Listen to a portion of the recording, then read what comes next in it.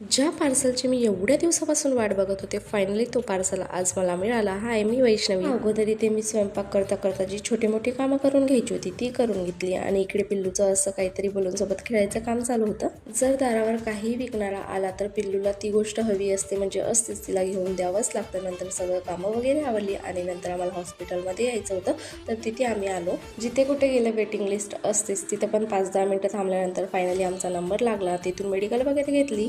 तसं तर भाजीपाला घेऊन जाण्याची काही प्लॅनिंग वगैरे नव्हती, पण गुरुवार बाजार होता, म्हटलं चला थोडंसं भाजीपाला वगैरे पण घेऊन घेऊयात. तिथून घरी आलो. घरी आल्यावर मस्त असं गरमागरम चहा बनवला आणि उन्हात बसून चहा एन्जॉय करत होते. तर गच्चीवर मी डाळ सुकत घातली होती, ती आणायला गेले होते, तर यांचंही पतंग उडवायचं काम चालू होतं. नंतर म्हटलं चला पार्सलची पण अनबॉक्सिंग करूनच घेऊयात. ही एक्साइटमेंट तुम्ही चेहऱ्यावरची बघू शकता. तुम्ही पण पार्सल आल्यावर असंच करता का? कधी खोलू कधी नाही. माझ्यासोबत तर नेहमी असंच होतं. पार्सलची पॅकेजिंग तर एवढी भारी केली होती, जसं काय त्याच्यात सोनं वगैरे आहे. तर मी बोलवलं होते नामयाचं अंडर आर्म क्रीम आणि याचं प्राईस बघून तर मी एकदम शॉकच झाले. 1100 रुपये याच्यावर प्राईस होती आणि मला ते 300 रुपयाला भेटलं होतं. पॅकेजिंग वगैरे तर तुम्हाला दिसलीच किती छान होती ते.